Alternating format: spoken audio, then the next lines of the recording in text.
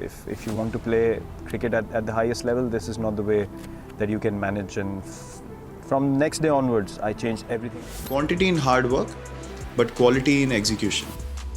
That is the key. When my back is against the wall, there's only one way for me, and that's forward. It is the most basic requirement for anyone that your life partner understands you, loves you for who you are, and you have love with each other.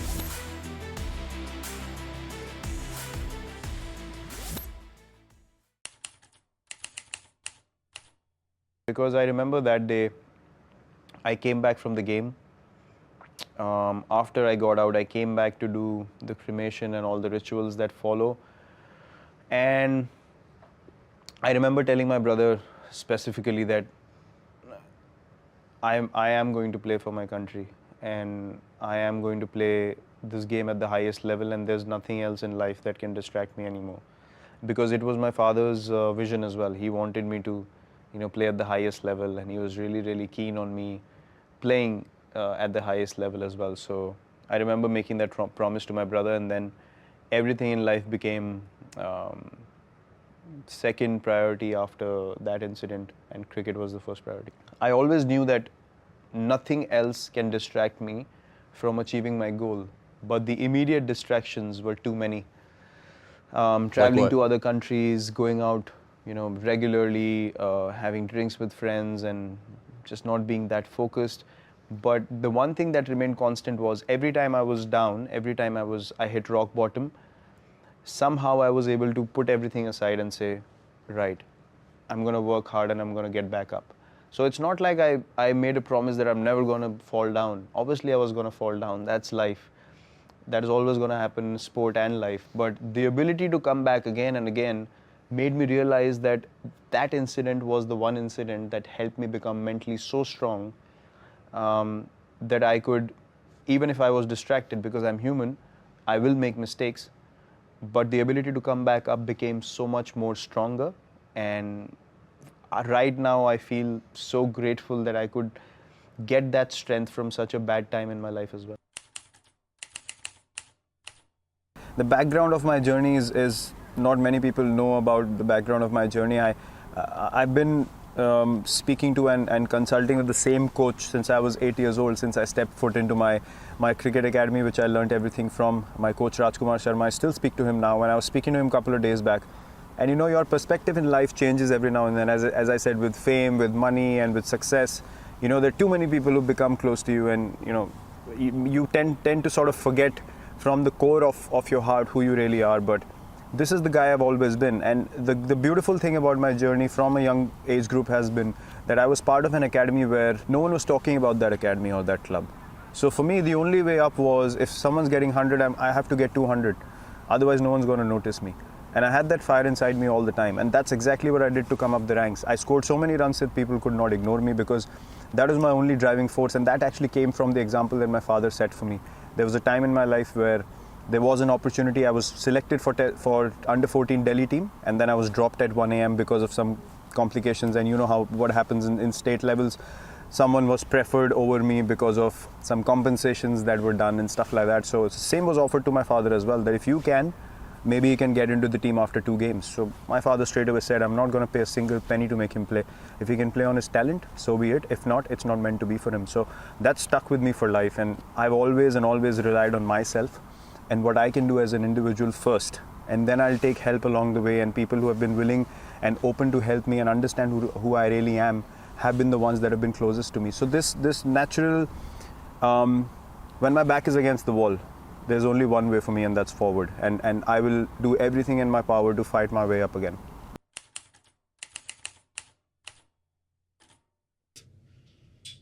We were in Australia, and I remember, as I mentioned, those 2 test matches had gone horribly wrong. And we were playing in Perth, the third test match.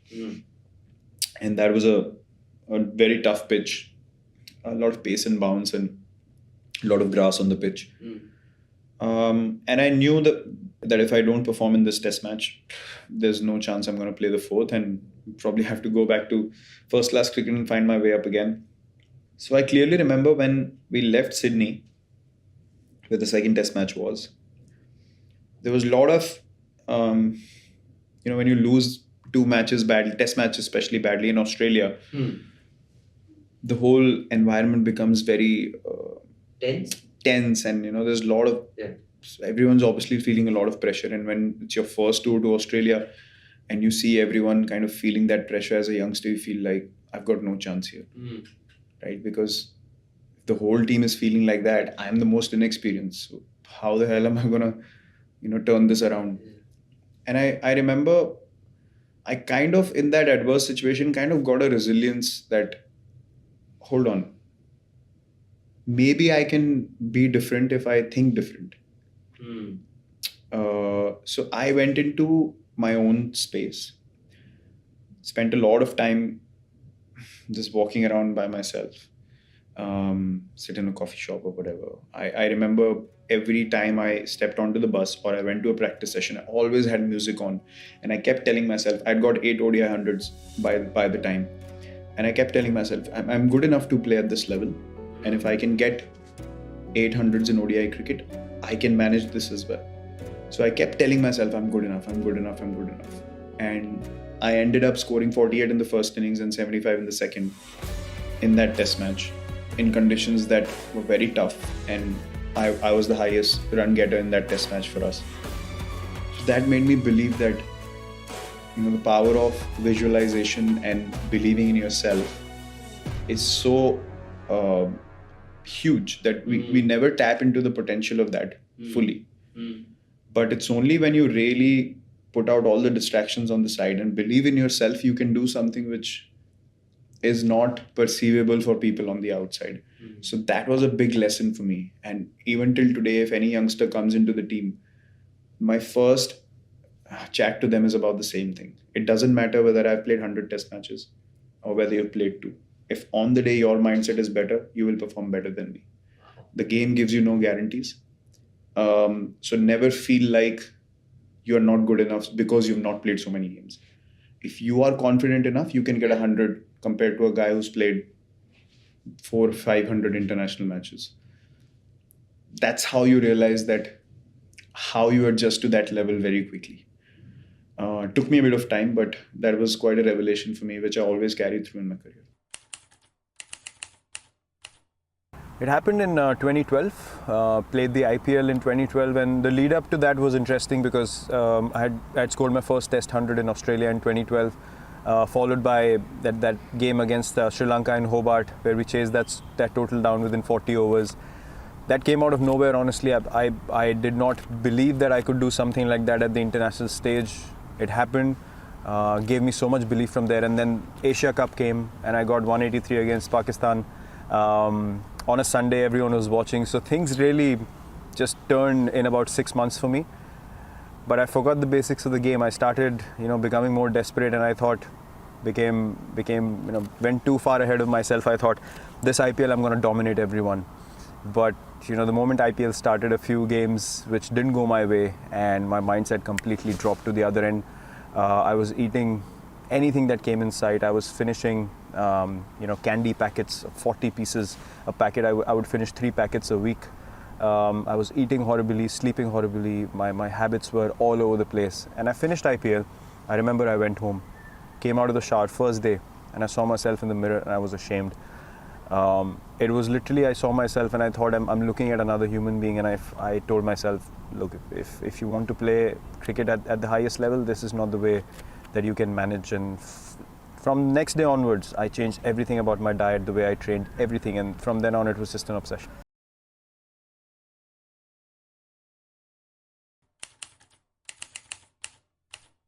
This was actually end of 2012 actually, when we came back from Australia, and I figured out the difference or the gap that we have with other countries.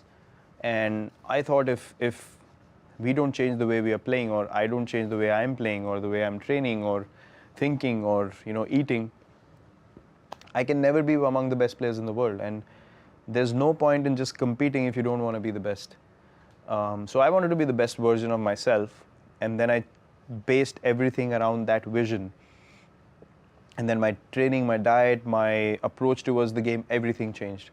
And I know that I wasn't the most skilled sports person when I came in, but the only thing that's been constant is working hard on myself and my game. And that was the time I realized, well, if the Indian team has to be the best team in the world, we need to go ahead in a certain manner. Why do you think you started believing in yourself more around then? Because I thought I didn't feel that, you know, when I walked into play there was any kind of fear or respect in the opposition corner. So I felt like I don't want to walk into the field thinking, or the opposition thinking, oh, this is just a, you know, just a pushover. Don't worry about this guy. He's going to do no damage to us, and he's just playing just like another player in the team and stuff. I wanted to make an impact. I knew that I have the ability to make my team win, and I wanted to be that version of myself where if I walk in, I wanted teams to think like, we need to get this guy out or else we're going to lose the game. So I thought if I can't have that impact on my team, then I'm not doing justice to, you know, where I am. And if I don't want to be that guy, there's something wrong in my head. Either I've accepted being, you know, lower than what I should be, or I just don't have enough drive in me. So I said I'm going to unlock my max potential and achieve what I should be. It's the moments when you are sitting in your room with absolutely zero confidence, with absolutely zero conviction that you can perform the next day, and what it takes to overcome that. That is something I can show you training videos, I can show you what I do on a monthly basis, and yes, you can take inspiration and all that, but it's very difficult for anyone to know what it takes for you to play under the kind of pressure you have to play in, keep up with those performances, make sure that you are committing yourself 200% to make your team win, and when things are not going right, how you manage all those expectations from yourself, not from people. So that, I think, is the most challenging part of being at a level, at the top level for 15-20 years. It cannot happen in any other way, because you obviously have the skill, you have the ability, but how you react to the times when you're not feeling great, and how you ride that wave and accept things the way they are, but still it's a very delicate thing to do when you know you're not doing well, and you feel like you don't want to work, you don't want to go to practice, you don't want to work hard in the gym. It eats you up from the inside, because that's not who you are, and your mind is dominating you, and it's making you feel like you're not good enough. At the same time, you are part of a competition and you have to keep going, and there's a space in between where you cannot afford to, so one foot is in doubt and the other foot is in this empty space in between, but you know that this true nature of yours, which is fearless, believe in yourself, instinctively work for things, is on the other side, but it's still a part of the ecosystem. So you can't let go of that still. You can't just go, fine, day 3 of a test match, I'm done, I'm going home. It doesn't work that way. You got 2 more test matches to go. How do you manage feeling so bad, wanting to eat anything that comes in front of you, going away from all your disciplines, at the same time keep working hard because you're still part of that competition and you are committed to play for your country, for your team, and at the same time not drop your work ethic. When during that work in the gym you're feeling absolutely worthless and you feel like, I don't want to lift even a piece of paper, forget any weights. That is for me the main essence of being at this level for so long, because you can go through that.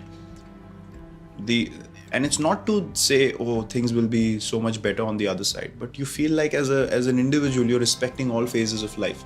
And even in your worst times, you are committed to do the hard work and it's not based on success. That to me is the real game here, because that is eventually God's test, is how I look at it. And if you're not up to the test, then you're basically not being grateful and not being loyal to the opportunity that's been given to you. While he was going back to his seat, I got up to do something and he saw me. He's like, Kohli, what's going on? what's up? What's going on? We're on a flight. It's going to take off, hopefully, and we'll land. So he goes, no, what's going on with your batting? This was after 2014, after England. And again, everyone was like, oh, what's going to happen? What's he going to do? And this and that. So I'd gotten out in couple of one days. And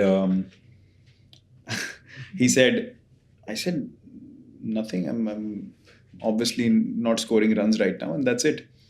He said, yeah, I know. And I expect you to get 100 in the next game.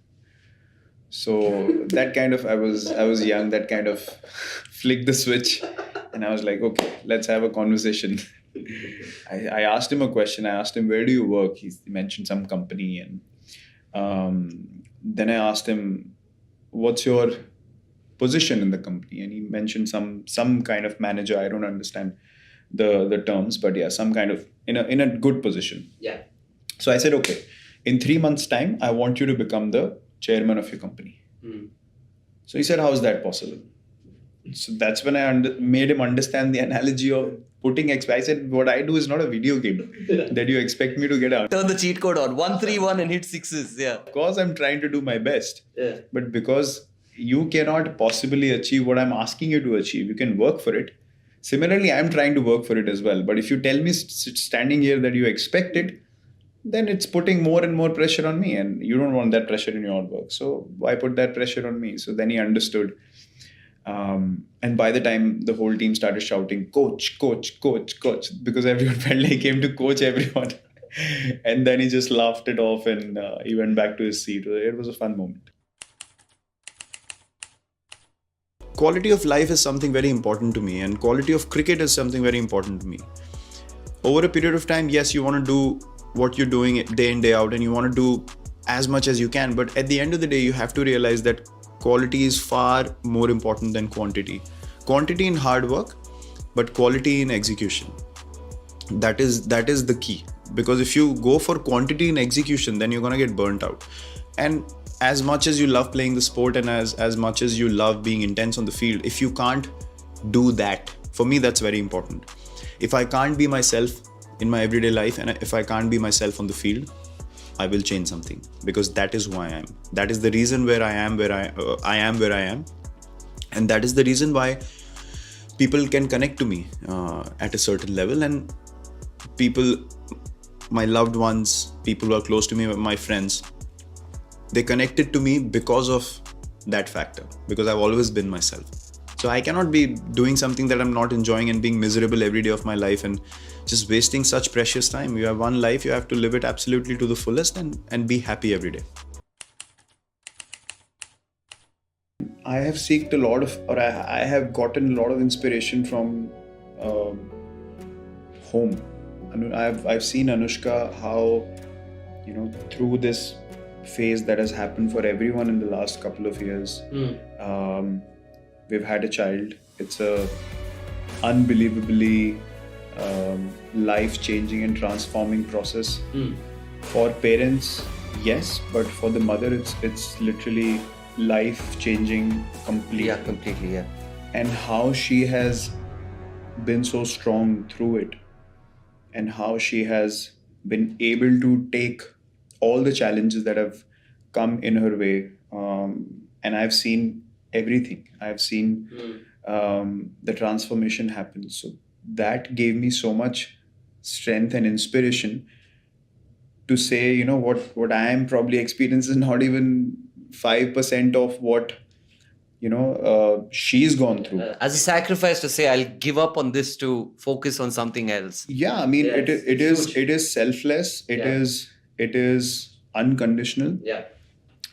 And so you need to also put things in the right perspective. You can't make your issues, which seem huge to you, in the forefront and make them into something catastrophic going on, wherein you realize that this is life. I play a sport, that is my profession.